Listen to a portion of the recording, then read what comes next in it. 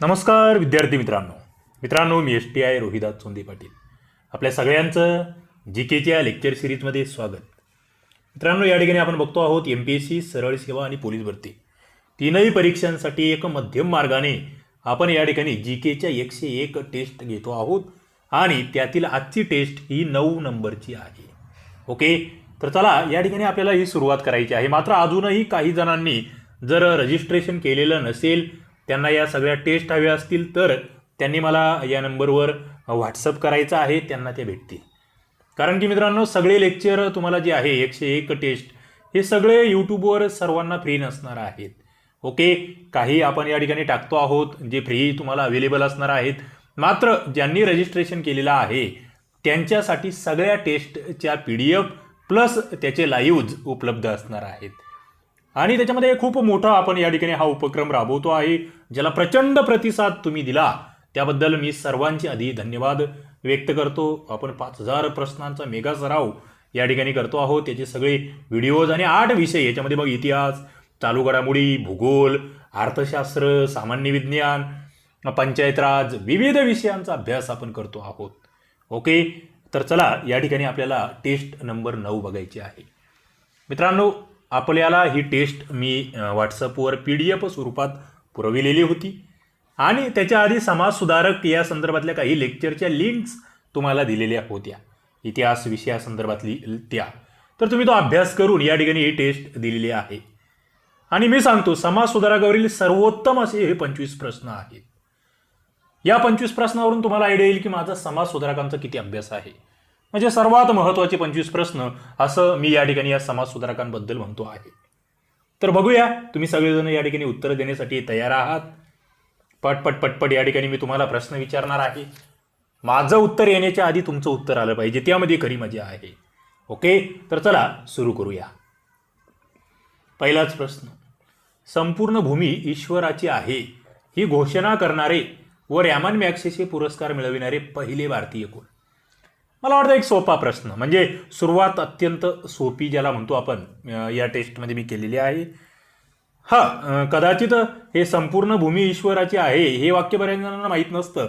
मात्र Ramon Magsaysay पुरस्कार मिळवणारे पहिले भारतीय हा GKचा आपला अत्यंत तोंडपाठ प्रश्न, बहुतेक सगळ्याच पुस्तकांमध्ये कव्हर केलेला. आणि मग तुमचं उत्तर सरळ असतं, विनोबा भावे. मित्रांनो, उत्तर तुमचं झालंय, मात्र प्रश्न माझे आता सुरू झाले. विनोबा भावे यांचं पूर्ण नाव काय? पटपट कमेंट आल्या पाहिजे. ओके, 1940ला यांनी सर्वोदय नावाची एक त्या ठिकाणी समाज सुरू केलेला आहे. कोणता? सर्वोदय समाज. माहीत असलं पाहिजे. भूदान चळवळ. मित्रांनो, विनोबा भावे म्हटलं ना तर भूदान चळवळ कधीची आहे, कोणत्या राज्यामध्ये आधी स्थापन केली ही, तिथलं तो कोणतं ते गाव, या सगळ्या बाबी आहेत. 1951ची भूदान चळवळ तुम्हाला माहीत असली पाहिजे. कोणत्या राज्यामध्ये सुरू केली होती तेही तुम्हाला माहीत असलं पाहिजे. पुढे जातोय घेऊन तुम्हाला मी. पुढचा प्रश्न या ठिकाणी आहे, स्वतंत्र मजूर पक्षाबाबत काय खरे नाही?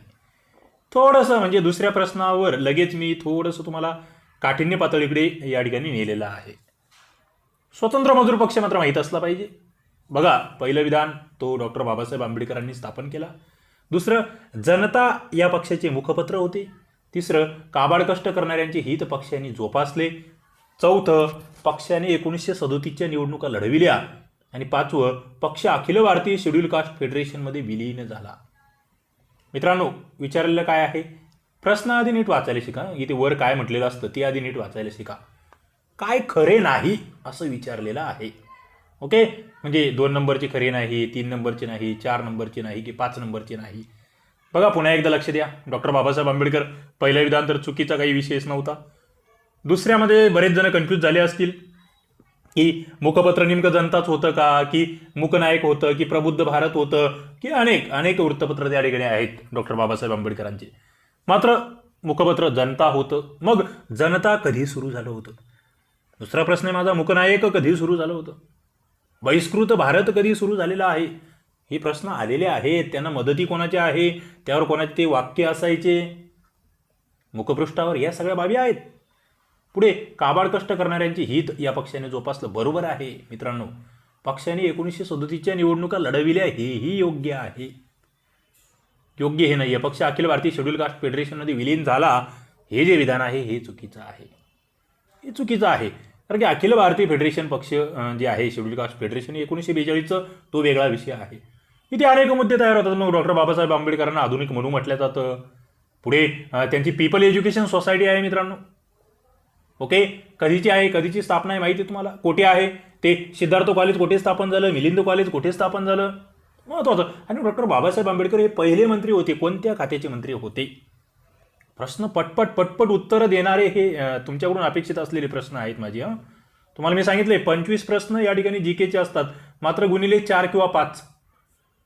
125 ते 150 प्रश्नांचं रिव्हिजन मला या अत्यंत कमी वेळेमध्ये रॅपिड स्वरूपामध्ये तुमच्याकडून करून घ्यायचं असतं. पुढे जातोय आपण. देवाने माणसाला निर्माण केले आहे असे कोणी म्हटले? बघा, देवाने माणसाला निर्माण केले असं कोण म्हणतंय? वीरा शिंदे यांचं हे विधान आहे. मग या ठिकाणी हे 4 ऑप्शन्स तुमच्या समोर आहे. जिवंतपणे आपली प्रेत यात्रा बघणारे समाजसुधारक कोण? या 4 पैकी. पुढे सोपा प्रश्न. वीरा शिंदे यांनी 1906 मध्ये कोणता समाज स्थापन केला? कोणती संस्था स्थापन केली? वीरा शिंदे यांचं कार्य बघितलं. निराश्रित सेवा संघ आहे 1907चा. आश्रम आहे पुण्याचा 1922चा. हे माहीत असलं पाहिजे. या संस्था माहीत असल्या पाहिजेत. मग पुढे तुमच्यासाठी आहे महात्मा गांधी यांचे वृत्तपत्र कोणते मित्रांनो? महत्वाचं, महात्मा गांधींच्या आत्मचरित्राचं नाव सांगा बरं. सोपं एकदम. गोपाळ गणेश आगरकर यांनी कोणतं वृत्तपत्र चालविलं?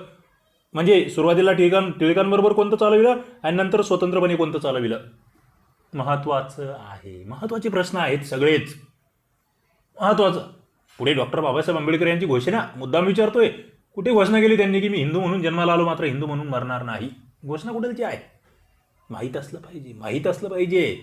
या बाबी मला वाटतं या बेसिक आहेत. जीके म्हटलं की त्याच्यामध्ये हे सगळं येतं. पुढे 4 नंबरचा प्रश्न. खालील व्यक्तींपैकी कोणी फर्ग्युसन महाविद्यालयामध्ये गणिताचे अध्यापन केले होते? बघा, फर्ग्युसन महाविद्यालयामध्ये गणिताचे अध्यापन करणारे कोण? 1 बाळ गंगाधर टिळक, दुसरे गोपाळ कृष्ण गोखले जीके गोखले आणि तिसरे धोंडो केशव कर्वे. मित्रांनो, प्रश्न तुमच्यासाठी आहे आणि उत्तर जर म्हणाल तर काय आहे? खाली ऑप्शन्स तुमच्यासाठी आहेत. 4 नंबरचा प्रश्न 1 आणि 3. लोकमान्य टिळक आणि धोंडो केशव कर्वे यांनी फर्ग्युसन महाविद्यालयामध्ये गणिताचे अध्यापन केलेले आहेत. हे माहीत असलं पाहिजे. ओके, हा महत्त्वाचा प्रश्न होता मला असं वाटतं. पुढे मग टिळक आगरकर मतभेद आहे, बऱ्याच गोष्टी आहेत या ठिकाणी. ओके, तर त्या बाबी तुम्हाला माहीत असल्या पाहिजे. पुढे मी जातो आहे 5 नंबरचा प्रश्न. महादेव गोविंद रानडे यांच्या संदर्भातला हा प्रश्न. ते मुंबई विद्यापीठाचे पहिले भारतीय फेलो होते. दुसरं, कोणते विधान सत्य नाही? बघा, प्रश्न नीट वाचायला शिका सगळ्यात आधी. बरेच जणांचं इथे गोळ होतोय. मला मेसेज येतात, सर माझी सिली मिस्टेक झाली, मी नीट वाचलं नाही, मला येत होतं उत्तर. आपल्या टेस्ट त्याच्यासाठीच आहेत. टेस्ट सिरीजचा हेतूच तो असतो की आपण ज्या लहान सहान जे 2-3 मार्क्स असतात ना मित्रांनो काठावरचे, जे तुम्हाला बाहेर फेकतात, जे तुमचे 2-3 वर्ष वाढवू शकतात अभ्यासाचे, ते वाढू नये, तुमचे लवकरात लवकर सिलेक्शन व्हावं, त्याच्यासाठी तुम्हाला टेस्ट या ठिकाणी मदत करत असतात. हे लक्षात घ्या. मला तुमचा अभ्यास करतो, माझा अभ्यास किती झाला, मी काय चुका करतो आहे. पुढे महादेव गोविंद रानडे त्यांची एल्फिन्स्टन कॉलेजमध्ये व्याख्याता पदावर नेमणूक झाली. विष्णूशास्त्री पंडितांसोबत ते विधवा पुनर्विवाह उत्तेजक मंडळाचे संस्थापक सदस्यही होते. आणि पुढे आत्माराम पांडुरंग तरखडकर यांच्यासह ते प्रार्थना समाजाचे एक संस्थापक होते. मित्रांनो, तुम्हाला चुकीचं या ठिकाणी ओळखायचं आहे. आणि इथे जर तुम्ही म्हणाल तर चुकीचं या ठिकाणी 4 नंबरचा जो ऑप्शन आहे तो चुकीचा आहे. कारण की ते या ठिकाणी संस्थापक सदस्य नव्हते, हे लक्षात ठेवा. आधीचे 3 विधानं बरोबर आहेत. पुढे 6 नंबरच्या प्रश्नाकडे मी येतो आहे. बघा, मराठमोळा आणि मराठमोळ्यांची पुरवणी हे लेख कोणी लिहिले? आता हे समाज सुधारकासंदर्भातले थोडेसे डीपमधले प्रश्न आहेत, ते लक्षात घ्या. आम्हाला वरवरचं वाचायची सवय लागलेली आहे. कदाचित ते भविष्यात तुम्हाला धोका देऊ शकतो. वरवरचं वाचन. मराठमोळा कोणाचा लेख आहे? मराठमोळ्यांची पुरवणी कोणाचा लेख आहे? मित्रांनो, खाली ऑप्शन्स आहेत आणि लेख आहेत हा गोपाळ गणेश आगरकरांचा. आगरकर म्हटलं की प्रखर बुद्धिवाद तुम्हाला आठवला पाहिजे. त्यांचा जन्म आठवला पाहिजे. कुठे झाला आहे जन्म? जन्म ठिकाणावर जोड्या आलेल्या आहेत, रिकाम्या जागा आलेल्या आहेत. पटकन सांगायचं आहे. आगरकरांवर कोणाचा प्रभाव होता? मिल आणि स्पेन्सर यांचा प्रभाव आहे. पुढे डोंगरीच्या तुरुंगातील 101 दिवस महत्त्वाचं त्या ठिकाणचं त्यांचं ते लेखन आहे. आणि सगळ्यात महत्त्वाचा मुद्दा की गोगं आगरकर आणि टिळक यांच्यामध्ये जे मतभेद झालेत, आधी सामाजिक सुधारणा की आधी राजकीय सुधारणा, मग आगरकरांचं मत काय होतं? आगरकरांना आधी कोणत्या सुधारणा पाहिजे होत्या आणि टिळकांना कोणत्या सुधारणा पाहिजे होत्या? महत्त्वाचं आहे हे सगळं, हे महत्त्वाचं आहे. त्यांचं 1881चे ते मराठा केसरी हे वृत्तपत्र, ते तिथलचा तो आर्यभूषण छापखाना, या बाबी तुम्हाला माहीत असल्या पाहिजेत, या बाबी तुम्हाला माहीत असाव्यात असं मला अपेक्षित आहे. 7 नंबरचा प्रश्न, हे सामाजिक क्रांतीचे जनक होते. बघा, कन्फ्यूज करणारा आहे, पण मला वाटतं ज्यांचं वाचन आहे चांगलं त्यांना या ठिकाणी या प्रश्नाला अडचण नाही आहे. कारण की बघा, भाऊदाजी लाड तुम्ही कट करू शकतात, एवढे मोठे म्हणजे तुलनात्मकदृष्ट्या विष्णूशास्त्री चिपळूणकर, विष्णुबुवा ब्रह्मचारी यांच्यापेक्षा व्यापक कार्य जर म्हणाल तर महात्मा ज्योतिबा फुले यांचं. सामाजिक क्रांतीचे जनक आपण त्यांना म्हणतो, हे लक्षात तुम्हाला ठेवावं लागेल. 7 नंबरचा प्रश्न, ज्यांना महाराष्ट्राचे आद्य समाज सुधारक अशा स्वरूपाचा सुद्धा त्यांच्यावर प्रश्न विचारला गेलेला आहे. त्यांनी मग अस्पृश्यांची कैफियत हा ग्रंथ लिहिला, आणि सगळ्यात महत्त्वाचं डॉक्टर बाबासाहेब आंबेडकर हे फुलेंना तिसरे गुरु मानायचे, हेही तुम्हाला माहीत असलं पाहिजे, महत्त्वाचं आहे त्या ठिकाणी मित्रांनो. विष्णूशास्त्री चिपळूणकर यांना आपण काय म्हणतो? प्रश्न तुमच्यासाठी आहे, प्रश्न तुमच्यासाठी आहे. पुढे महर्षी धोंडो केशव कर्वे यांच्या पुढील घटना कालानुक्रमाने लावा. मित्रांनो, महर्षी कर्वे हे एक अत्यंत महत्त्वाचे समाजसुधारक, आणि सगळ्यात महत्त्वाचं यांना भारतरत्न पुरस्कार भेटला. ओके, त्याच्यामुळे यांचं महत्त्व आणखी वाढलेलं आहे, आणि तो भेटला याचा अर्थ त्यांचं कार्य तितकं महत्त्वाचं आहे. मग घटना आहेत, समता मंच आहे, निष्काम कर्ममठ आहे, महिला विद्यापीठ आहे, महिला विद्यालय आहे. कोणती संस्था कधी स्थापन झाली हे माहीत असणं महत्त्वाचं आहे. आणि मित्रांनो, या ठिकाणी तुम्हाला काय वाटतं ते मला लगेच खाली कमेंट बॉक्समध्ये सांगा. 1 नंबरचं उत्तर बरोबर आहे. 1 नंबरचं काय? महिला विद्यालय कधी स्थापन झालं? बघा, तारखा पटपट नोटिंग करून घ्या. 1907ला. कुठे? तर हिंगणे या ठिकाणी, हिंगणे. दुसरं, निष्काम कर्ममठ कधी स्थापन झालं? 1910 मध्ये. प्रश्न आले आहे याच्यावर, स्पेशली निष्काम कर्ममठावर प्रश्न आहे, महिला विद्यापीठावर आहे, समता मंचावर आहे. तिसरं, महिला विद्यापीठ कधीचं स्थापना आहे हे तर तुम्हाला माहीतच असलं पाहिजे, हे तुम्हाला माहीतच असलं पाहिजे. 1916. आणि याला नाव काय दिलेलं होतं? कोणाच्या नावाने आहे महिला विद्यापीठ? ते नाव का दिलं? किती देणगी भेटली होती? हे विविध प्रश्न आहेत. ते SNDT याचा लॉंग फॉर्म काय हे तुम्हाला माहीत असलं पाहिजे. या बाबी तुम्हाला माहीत असल्या पाहिजेत. आणि शेवटची संस्था होती समता मंच, जी 1944ची आहे. मित्रांनो, महर्षी धोंडो केशव कर्वे हे कर्ते सुधारक होते. का? कारण की यांनी स्वतः एका विधवेशी विवाह केला. आणि प्रश्न असाही आला की त्यांनी कुठलच्या विधवेशी विवाह केला? कोणत्या सदनातील विधवेशी विवाह केला? बघा, शारदा सदन येथील त्या विधवा आहेत, त्यांच्याशी त्यांचा विवाह आहे. पुढे मग यांचं विधवा विवाहोत्तेजक मंडळी आहे. यांना भारतरत्न कधी भेटला तेही तुम्हाला माहीत असलं पाहिजे. मला वाटतं एवढ्या बाबी जर असेल तर महर्षी धोंडो केशव कर्वे यांच्याबद्दलचे प्रश्न तुमचे चुकणार नाहीत. पुढे जातोय मी, जोड्या जुळवा. दादोबा पांडुरंग, बाबा पद्मनजी, जगन्नाथ शंकर शेठ, भाऊदाजी लाड. शिलालेखाचं वाचन कोणी केलं? एल्फिन्स्टन फंड कोणी उभारला? धर्मविवेचन ग्रंथ कोणी लिहिला? आणि अरुणोदय हे वृत्तपत्र कोणी चालवलं? बघा, तुमच्या समोर प्रश्न आहेत आणि त्याच्यानुसार खाली ऑप्शन्स आहेत. पटपट पटपट तुम्हाला त्या ठिकाणी सुचलं पाहिजे. आणि ज्यांनी पेपर दिला आहे त्यांनी तर पटकन उत्तर दिलं पाहिजे की 9 नंबरचं ऑप्शन आहे. नेमकं उत्तर काय? बघा, उत्तर आहे 2 नंबरचं. म्हणजे काय? तुम्ही जर या ठिकाणी बघितलं तर दादोबा पांडुरंग, धर्मविवेचन ग्रंथ. दुसरं, बाबा पद्मनजी, अरुणोदय. तिसरं, जगन्नाथ शंकर शेठ, एल्फिन्स्टन फंड. आणि चौथं, भाऊदाजी लाड, शिलालेखाचं वाचन. या बाबी माहीत असले पाहिजे. 9 नंबरचा प्रश्न, 2 नंबरचं उत्तर. पुढे जातोय मी.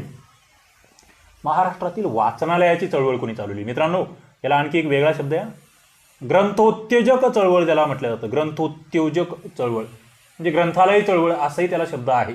कुणी चालवली? मला वाटतं याचं उत्तर तुम्हाला तोंडपाठ असलं पाहिजे. आणि तुम्ही जर माझ्या 101 GKच्या टेस्ट केल्यात मित्रांनो, मराठीच्या 51 टेस्ट, गणित बुद्धिमत्तेच्या 33 टेस्ट, आणि इतर पोलीस भरती असेल, PSI TSU, या सगळ्या टेस्टला जो विद्यार्थी आहे, आणि असे अनेक विद्यार्थी आहेत ज्यांनी सगळ्या टेस्ट जॉईन केलेल्या आहेत, तुम्ही जर यांचा सगळ्यांचा जर प्रामाणिकपणे सराव केला ना, मला वाटतं हे सगळे मुद्दे तुमची तोंडपाठ होणारच आहे. टेस्ट सोडवायची, ॲनालिसिस ऐकायचं, नंतर जे काही त्याच्या संदर्भात मी ॲनालिसिस देतो आहे PDF स्वरूपामध्ये, त्या बाबी सगळ्या वाचायच्या. परफेक्ट होणार तुम्ही, परफेक्ट. आणि इथून पुढे तुम्हाला तेच करावं लागणार आहे. ओके, तो मुद्दा लक्षात घ्या. तर वाचनालयाची चळवळ काय म्हणतात, तर गोपाळ हरी देशमुख. काय आहे यांचं दुसरं नाव, यांना टोपण नाव काय आहे, लोकहितवादी. आणि कोणत्या वृत्तपत्रातून यांनी ते लेखन केलेलं आहे ते तुम्ही मला सांगू शकाल. नक्की त्यांचे ग्रंथही गाजलेले आहे. लक्ष्मी ज्ञान असेल, पानिपतची लढाई असेल.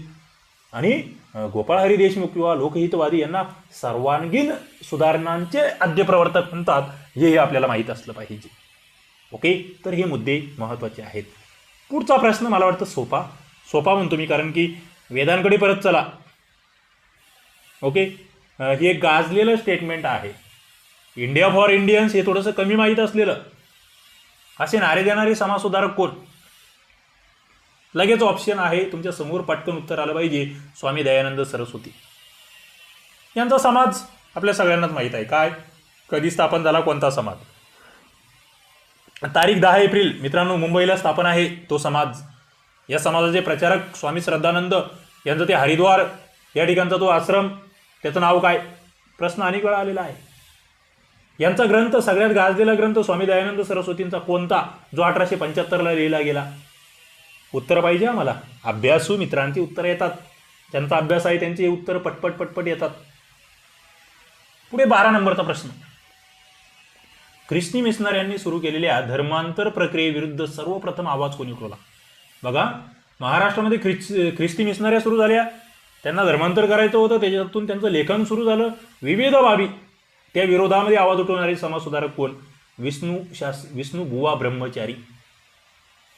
मग यांचं पूर्ण नाव आपल्याला माहीत असलं पाहिजे. विष्णू भिकाजी गोखले. याचा जन्म आपल्याला माहीत असला पाहिजे, शिरवली, रायगडमधला. ओके, या सगळ्या बाबी. मग झालं नेमकं काय मित्रांनो, हे जे ख्रिश्चन धर्मासाठी प्रचारक, ख्रिश्चन धर्मप्रचारक म्हणून ज्ञानोदय नावाचं एक त्या ठिकाणी वृत्तपत्र चालायचं, ज्ञानोदय. मग याला उत्तर देण्यासाठी बाबा ख्रिश्चन धर्माच्या म्हणजे ते कसे धर्मांतर करतायत, कसं आपल्या इतर लोकांना समजा त्या ठिकाणी हे करता आहेत, त्या संदर्भात विष्णुबुवा ब्रह्मचारी यांनी वर्तमान दीपिका हे वृत्तपत्र सुरू केलं आहे. माहीत असलं पाहिजे, ज्ञानोदय वर्सेस वर्तमान दीपिका. हे बाबी अत्यंत महत्त्वाचे आहे. यांचा तो गाजलेला ग्रंथ आहे सुखदायक प्रकरणी निबंध, ते गाजलेलं लेखन आहे विष्णुबुवा ब्रह्मचारी यांचं. निबंध पुस्तिका आपण ज्याला म्हणतो ती माहीत असलं पाहिजे. पुढचा प्रश्न महत्त्वाचा आहे. बॉम्ब निर्मितीचे शिक्षण घेण्याकरता सार्वजनिक काका व त्यांचे साथीदार जपान येथे केवळ टिंबटिंबच्या राजाच्या चांगुलपणामुळे जाऊ शकले. थोडंसं मध्ये घुसलोय समाजसुधारकामध्ये. थोडंसं लेव्हल जी आहे ना, काठिण्य पातळी वाढवतो आहे, कारण की ते सोपं जन्म कुठे झाला, मृत्यू कुठे झाला, कोणतं वृत्तपत्र, कोणती संस्था, याच्या पुढे जाऊन तुम्हाला काही प्रश्नांची उत्तर देता आले पाहिजेत. मग कुठलचे राजे आहेत ज्यांच्यामुळे बॉम्ब निर्मितीचे शिक्षण घेण्यासाठी सार्वजनिक काका, ज्यांचं पूर्ण नाव तुम्हाला सगळ्यांनाच माहीत आहे, त्यांची संस्था सगळ्यांना माहीत आहे, कधी सुरू झाली, कुठे सुरू झाली, तिचं कार्य काय, त्या बाबी मला वेगळ्या सांगायची गरज नाही आता.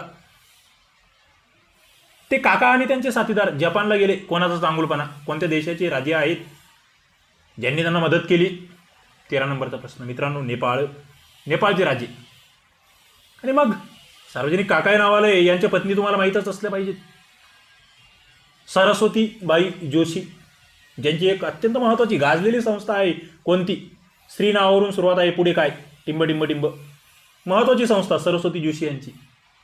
पुढे सार्वजनिक काका यांचं तुम्हाला देशी व्यापारोत्तेजक मंडळी माहीत असली पाहिजे 1872ची. आणि सार्वजनिक सभा तर ही सार्वजनिकच आहे, 2 एप्रिल 1870ची. त्याचे अध्यक्ष श्रीमंत श्रीनिवास पंत होते, औंधाचे राजे. या बाबीसुद्धा आपल्याला माहीत असल्या पाहिजेत. मित्रांनो, प्रश्न तुमच्यासाठी महत्त्वाचे आहेत आणि मला असं वाटतं या प्रश्नांची उत्तरं तुम्ही दिली पाहिजेत. आणि आणखी एक थोडंसं वेगळं आहे, पण मला वाटतं वाचलेलं असलं पाहिजे. सार्वजनिक काका यांच्या या सार्वजनिक सभेला सार्वजनिक भटसभा अशी टीका करणारे कोण? कारण की या सभेमध्ये मॅक्झिमम ब्राह्मण सदस्य होते, त्यांच्यावर टीका कोणी केली? तर महात्मा फुले यांनी. या बाबी आहेत, वाचलेले असले पाहिजे, माहीत असले पाहिजेत असं मला वाटतं. पुढे जातोय मी. सावित्रीबाई फुले यांच्या ग्रंथसंपदेमध्ये खालीलपैकी काय किंवा कोणता ग्रंथ किंवा साहित्य समाविष्ट होत नाही? सावित्रीबाई फुले यांची ग्रंथसंपदा. 14 नंबरचा प्रश्न आहे. तुमच्या समोर ऑप्शन आहेत 4. कोणतं लेखन सावित्रीबाईंनी केलेलं नाही? काव्य फुले, विचार प्रवर्तक निबंध, बावनकशी, सुबोध रत्नाकर उरेलपैकी नाही. बघा, काव्य फुले लिहिलेलं आहे, विचार प्रवर्तक निबंध लिहिलेले आहे, बावनकशी, सुबोध रत्नाकर लिहिलेले आहे, म्हणजे वरीलपैकी कोणतेही नाही. मित्रांनो, सावित्रीबाई फुले म्हटलं की आपल्याला काय आठवलं पाहिजे? आपल्याला आठवली पाहिजे भारतातील पहिली महिला शिक्षिका. आपल्याला आठवली पाहिजे मुलींची पहिली शाळा 1 जानेवारी 1848ची. आपल्याला आठवलं पाहिजे तो वाडा, भिडेवाडा. आपल्याला आठवलं पाहिजे ती बालहत्या प्रतिबंधक गृह, त्यामधील ती काशीबाई विधवा, तिचा तो मुलगा यशवंतराव, त्यांना दत्तक घेतलं, ते पुढे डॉक्टर झाले. तर बाबी आपल्याला माहीत असल्या पाहिजेत. आपल्याला सावित्रीबाई फुले यांच्या स्मरणार्थ आपण तो महिला दिन, बालिका दिन साजरा करतो. तो कधी साजरा करतो हे आठवलं पाहिजे आपल्याला. सावित्रीबाईंना टोपण नावं क्रांतिज्योती, विद्याज्योती हे आपल्याला माहीत असले पाहिजे. मला वाटतं या बाबी तुम्हाला माहीत असल्या पाहिजेत. किती माहीत आहेत बघा, विचार करा. माहीत नसेल तर अभ्यास करा. पुढे जातोय मी. 15 नंबरचा प्रश्न. अयोग्य जोडी ओळखा. यमुना पर्यटन बाबा पद्मनजी, समुद्रकिनारीचा वादविवाद विष्णुबुवा ब्रह्मचारी. पण लक्षात कोण घेतो? हरिनारायण आपटे. सॉक्रेटिस मराठीतील पहिले गद्य दादोबा. मित्रांनो, चुकीचं काय वाटतंय? चुकीचं वाचन आहे, अभ्यास आहे, त्यांना हे जमेल. हे समाजसुधारक वाटते तितकी सोपे नाही आहे. आम्हाला सोप्या सोप्या गोष्टींची सवय लागून गेली आणि मग आम्ही त्याच्यामुळे हवेमध्ये जातो. अभ्यास थोडासा असतो आम्हाला, पण वासरात लंगडी गाय शहाणी, मला खूप चांगलं येतं आहे. मात्र जेव्हा असे थोडेसे माझ्यासारखे प्रश्न काढणारे तुम्हाला भेटतात ना, मग तेव्हा तुम्ही जागेवर येतात. अभ्यास असावा, मात्र त्या ठिकाणी तो कसा असावा हे तुम्हाला कळायला हवं. मग काय आहे चुकीचं काय? यमुना पर्यटन सगळ्यांनाच माहीत असायला पाहिजे अशी कादंबरी.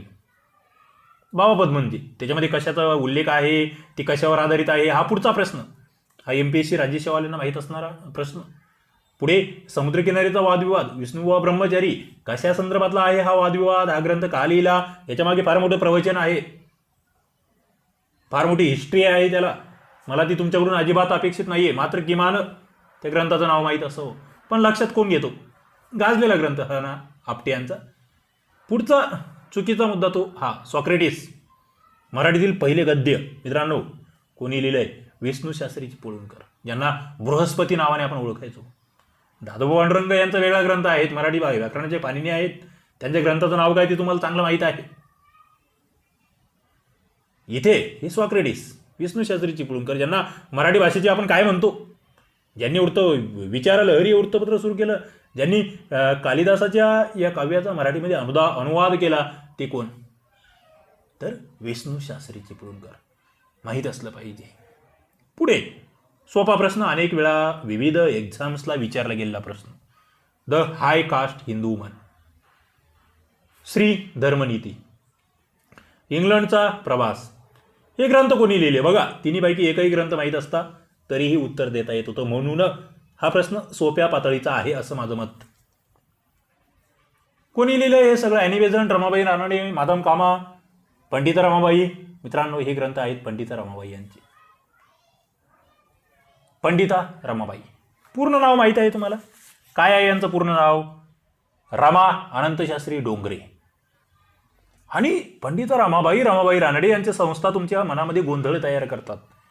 पंडिता रमाबाई म्हटलं की 1882ची पुण्याची आर्य महिला समाज, त्याची स्थापना. 1883ला हंटर कमिशन समोरची त्यांची साक्ष की शिकवण्यासाठी स्त्री शिक्षिका असल्या पाहिजेत, अत्यंत महत्त्वाचा त्यांनी त्या ठिकाणची ती मागणी केलेली आहे. आणि अमेरिकेमध्ये बालोद्यान शिक्षण पद्धती सुरू करण्यामध्ये पंडिता रमाबाई यांचं मोठं योगदान. पुढे 1889चं मग शारदा सदन असेल, 1898चं मुक्ती सदन केडगावचं ते असेल, या बाबी आपल्याला माहीत असल्या पाहिजे. मग ॲनी बेझंट कोण आहेत? ॲनी बेझंट कोणत्या देशातून आले होत्या? कोणत्या चळवळीमध्ये अत्यंत महत्त्वाचं योगदान त्यांचं आहे? माधव कामांना आपण कशासाठी ओळखतो मित्रांनो? कोणती परिषद आहे ती ज्या ठिकाणी यांनी भारताचा तो राष्ट्रध्वज फडकावला? कशा संदर्भातली होती ती परिषद? माहीत असलं पाहिजे. क्रमिक पुस्तकामध्ये दिलेलं आहे. आणि रमाबाई रानडे यांच्या संस्था कोणत्या? इंटरेस्टिंग आहेत हे सगळे प्रश्न. अभ्यास करणाऱ्यांना मजा येत असेल, अभ्यास नसणाऱ्यांच्या डोक्याचा भुगा होत असेल, मला अभ्यासावाले पाहिजे. मी तुम्हाला सांगितलंय टेस्ट द्यायची आहे, तुम्हाला PDF भेटणार आहे. त्याच्या आधी तुम्हाला एक 2-4 दिवस आधी तो टॉपिक कळवला जातो आहे, किमान 2 दिवस आधी तरी, की बाबा या दिवशी समाजसुधारकांवर टेस्ट होणार आहे, वाचून ठेवा.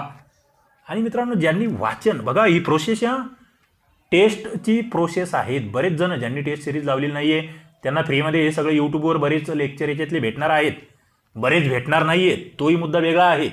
मात्र त्यांना काय वाटतं, आम्ही सगळं काही बघतोय. मान्य आहे, तुम्हाला फायदा होणारच आहे. मात्र सर्वाधिक फायदा कोणाला होतो आहे, ज्यांनी टेस्ट सिरीज जॉईन केलेली आहे त्यांना.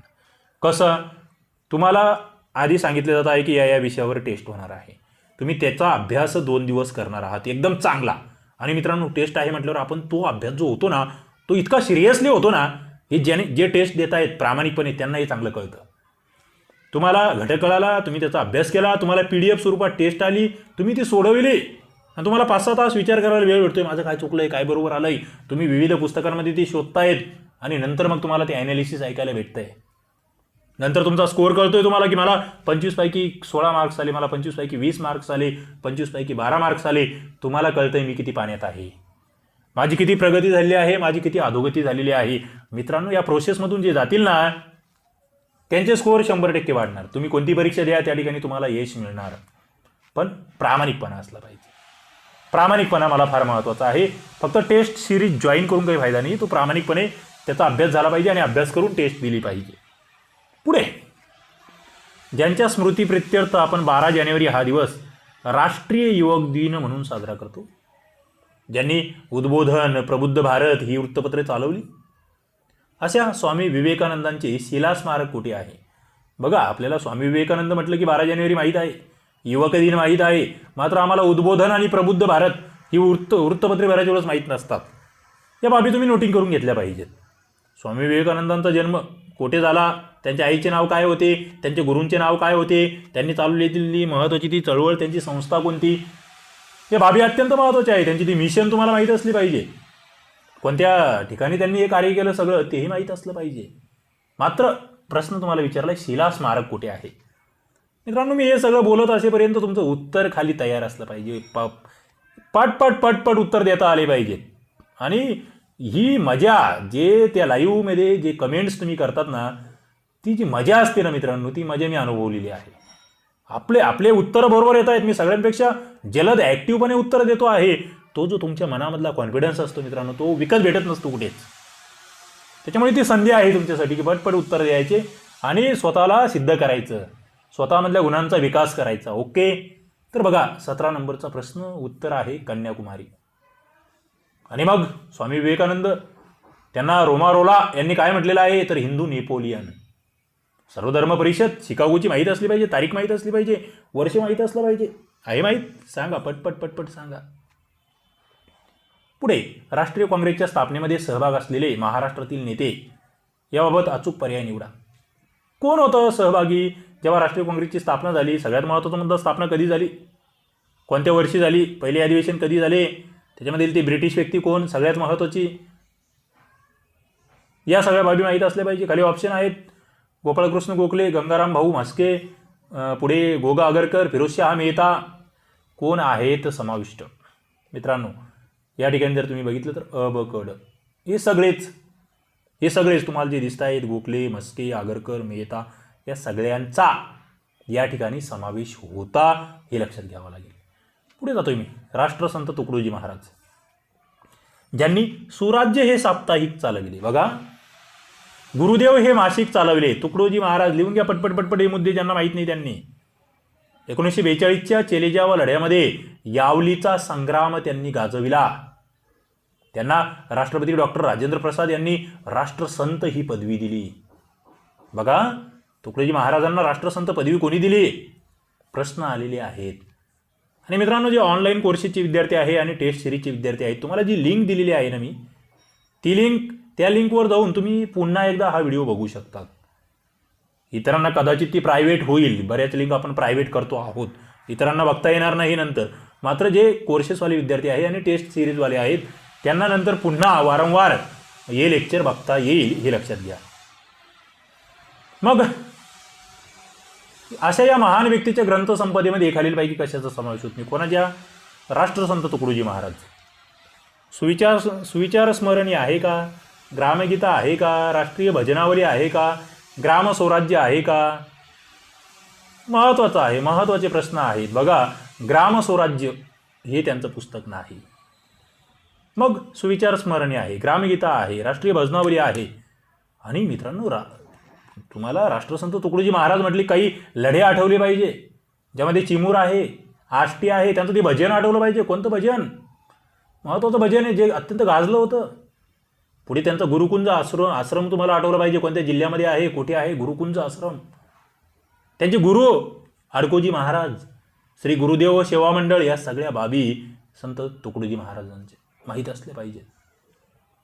पुढचा प्रश्न फसविणारा मात्र अभ्यास असणाऱ्यांना येणारा. काय? पंढरपूरचे विठ्ठल मंदिर सर्वांना खुले व्हावे म्हणून महाराष्ट्रामध्ये जनमत संघटित करणारे व विठ्ठल मंदिरासमोर प्राणांतिक उपोषण करणारे व्यक्तिमत्व कोण? बघा, पंढरपूरचे विठ्ठल मंदिर सर्वांना खुले करायचे आहे, त्याच्यासाठी प्रयत्न करणारे कोण? पहिलाच ऑप्शन डॉक्टर बाबासाहेब आंबेडकर हा होता. एस.एम. जोशी, साने गुरुजी, अनुताई वाघ. साने गुरुजी हे उत्तर आहे. मग साने गुरुजीचं ते गाजलेलं पुस्तक कोणतं मित्रांनो? वाचलंय का तुम्ही? ते प्रत्येकाने वाचावं असं ते पुस्तक. त्या पुस्तकावर चित्रपट कोणी काढला ते माहीत असलं पाहिजे. मग जसं साने गुरुजी, तसेच एक पसायदान नावाचं एक महत्त्वाचं रचना आहे, ती कोणाची? या बाबी महत्त्वाच्या आहेत आणि मला वाटतं त्या माहीत असल्या पाहिजेत. डॉक्टर बाबासाहेब आंबेडकर त्यांची ती अस्पृश्यता परिषद 1920ची कुठे भरली होती हे माहीत असलं पाहिजे. प्रश्न विचारले गेलेले आहेत. 21 नंबरचा प्रश्न बघा, पाणी पुरवठ्यासाठी धरणांची उभारणी, शेतीचे आधुनिकीकरण, जातिवंत जनावरांची पैदास, फलोद्यानशास्त्र, वन संरक्षण या विषयाबाबतच्या दूरदर्शी संकल्पना प्रथम टिंबटिंब यांनी मांडल्या. मला वाटतं प्रश्न अत्यंत महत्त्वाचा आहे. आपण अशा स्वरूपाचं वाचन करत नाही बऱ्याच वेळेस. आणि थोडंसं जे MPSCचे विद्यार्थी आहेत, सरळ सेवेचे आहेत, त्यांना तरी आता वाचावंच लागेल. आणि हळूहळू पोलीस भरतीवाल्यांनाही या बाबींची माहिती असली पाहिजे. कोणाच्या होत्या या सगळ्या संकल्पना? धरणं उभारली पाहिजे, शेती आधुनिक झाली पाहिजे, जातिवंत जनावरं असली पाहिजे, वनसंरक्षण, फलोद्यान, या सगळ्या बाबी मित्रांनो या मांडल्या महात्मा ज्योतिबा फुले यांनी. महात्मा फुलेंचे विविध ग्रंथ, त्यांच्यामध्ये हे विचार मांडले गेलेले आहेत, माहीत असलं पाहिजे. पुढे, ब्राह्मणेतर चळवळीच्या पुढीलपैकी कोणत्या नेत्यांना देशाचे दुश्मन लिहिल्यामुळे न्यायालयीन शिक्षा झाली? बघा, देशाचे दुश्मन हे पुस्तक कोणी लिहिलं? इंटरेस्टिंग. भास्करराव जाधव, केशवराव जेधे, प्रबोधनकार ठाकरे, दिनकरराव जवळकर. देशाचे दुश्मन हे पुस्तक कोण लिहितं आहे? इंटरेस्टिंग प्रश्न आहे मित्रांनो. उत्तर जर बघितलं तर ब आणि ड. केशवराव जेधे आणि दिनकरराव जवळकर या दोघांनी हे पुस्तक लिहिलेलं आहे आणि त्यांना त्याच्यातून ती शिक्षा आहे. महत्त्वाचं आहे हे सगळं. हे ब्राह्मणेतर चळवळीचे एक महत्त्वाचे कार्यकर्ते होते दोघंजण. 1920ची चळवळ, यांच्यावर छत्रपती शाहू महाराजांचा प्रभाव आहे, ते आपल्याला माहीत असलं पाहिजे. पुढे 23 नंबरचा प्रश्न. पुढीलपैकी कोणती व्यक्ती अशी म्हणाली की पुराणे म्हणजे स्वार्थी आणि अज्ञानी लोकांचे लिखाण होय? पुराणांवर टीका करणारे व्यक्तिमत्व कोण? स्वामी दयानंद सरस्वती. त्याच्यानंतर, ज्या देवाने अस्पृश्यता सहन केली त्यास मी देव मानणार नाही असं कोण म्हणतंय? इंटरेस्टिंग आहे. कधी म्हणतंय? लोकमान्य टिळक डिप्रेस मिशनच्या सभेमध्ये त्यांची हे वाक्य आहे, त्यांचे उद्गार आहेत. आणि 25 नंबरचा प्रश्न. पुढीलपैकी कोणत्या स्त्रीने सविनय कायदेभंग चळवळीच्या काळामध्ये मुंबईतील एका सत्याग्रही गटाचे नेतृत्व केल्यामुळे त्यांना कारावास भोगावा लागला होता? मित्रांनो, उत्तर आहे अवंतिकाबाई जोशी. तर अशा पद्धतीने हे अत्यंत महत्त्वाचे प्रश्न या ठिकाणी आपण कव्हर केले आहेत. 25 प्रश्न जे आहेत ते आपण बघितलेले आहे मित्रांनो. आणि मला असं वाटतं या टेस्ट सिरीजचा तुम्हाला खूप सारा फायदा होतो आहे. तुमचे जे कमेंट्स आहेत, तुमच्या ज्या प्रतिक्रिया आहेत, त्या बघून मलासुद्धा आनंद होतो की चला आपण जी मेहनत घेतो आहे त्याचं चीज होतं आहे. अजूनही बरेच जण ज्यांना नोटिफिकेशन भेटत नाही किंवा पुढील सगळे लेक्चर्स बघायचे आहेत, त्यांनी चॅनलला सबस्क्राईब करून नोटिफिकेशन बेलवर क्लिक करून ठेवा. बरेच जणांनी अजूनही ते केलेलं नसल्यामुळे त्यांना या सगळ्या गोष्टी माहीत होत नाही. ओके, चला तर या ठिकाणी आपण थांबूया. धन्यवाद.